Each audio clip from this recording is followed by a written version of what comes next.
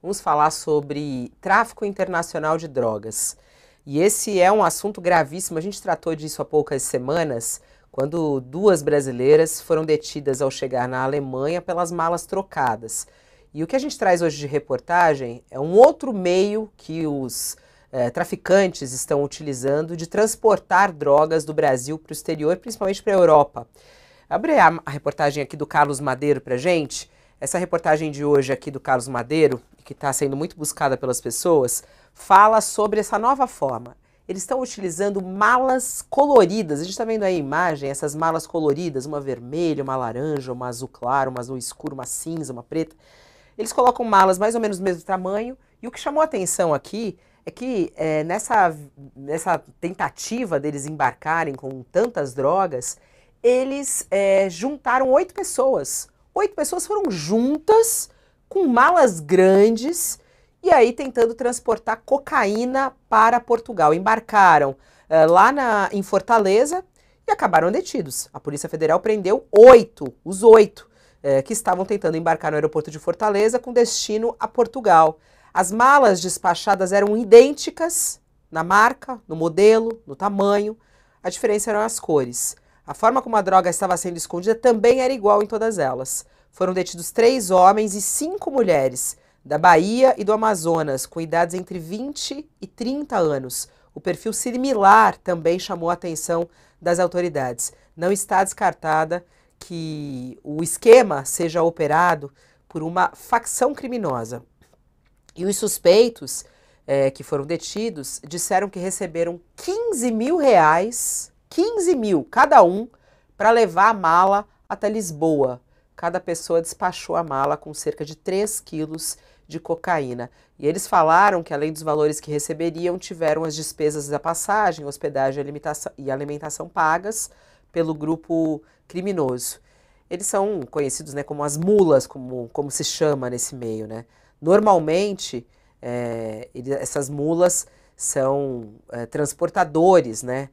Viajam sozinhos, com destinos internacionais. E o que chamou a atenção nesse caso é que foram 8 juntos, e com as malas iguais, só que coloridas.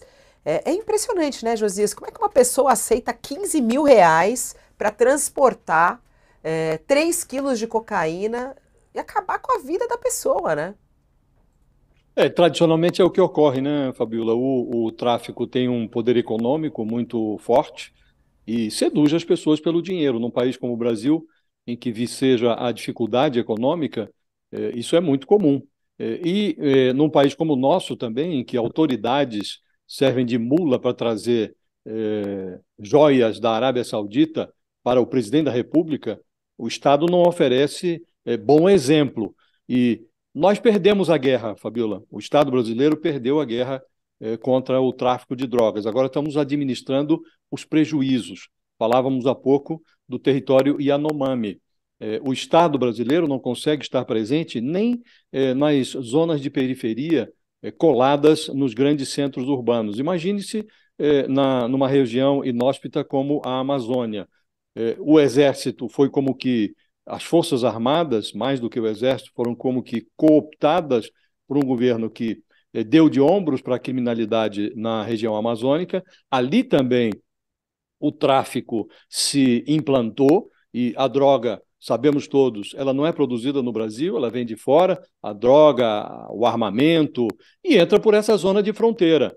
O crime organizado no Brasil, que cresce a partir da esculhambação do Estado, está cada vez mais forte, está muito presente hoje. O PCC é um dos maiores fornecedores de cocaína da Europa e, evidentemente, eles estão diversificando as formas de envio. Ainda outro dia, você mencionou, Fabiola, noticiamos aqui, 2 passageiras inocentes foram para a Alemanha e trocaram as etiquetas das malas, foram presas lá, confundidas com traficantes. Essas foram mulas involuntárias. E demorou, passaram mais de um mês em cana até que se percebesse a injustiça. Agora estamos diante de um caso de mulas voluntárias, gente que recebe 15 mil reais e se dispõe a correr o risco. Perdemos essa guerra, Fabiola. Estamos, como disse, administrando o prejuízo e a forma de combater o crime organizado é a atingir os criminosos naquilo que é mais valioso, que é o seu poder econômico. Todo mundo sabe disso, inclusive a Polícia Federal, mas a gente não está conseguindo realizar essa tarefa.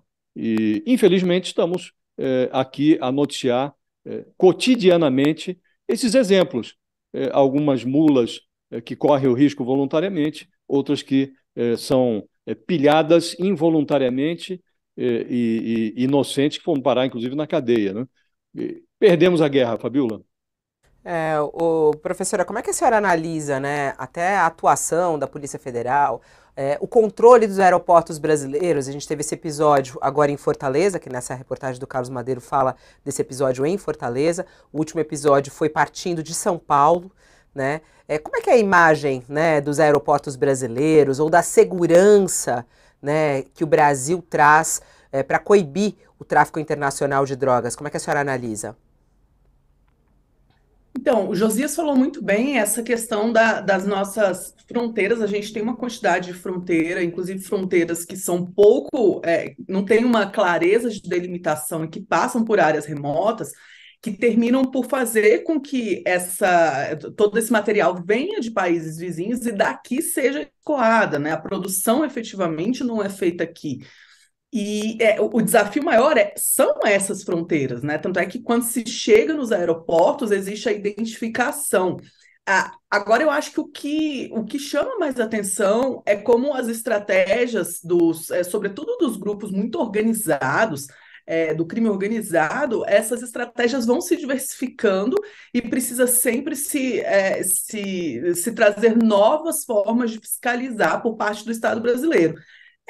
Forma de enxugar gelo, né? Eternamente enxugar gelo, enquanto não se tiver uma política de drogas que seja de fato baseada em evidências e que traga resultados efetivos, isso não vai parar de acontecer, né? Porque sempre vai haver o ganho econômico é muito relevante, tanto para o grupo organizado que está por trás daquilo, quanto para aquele cidadão que toma a atitude de fazer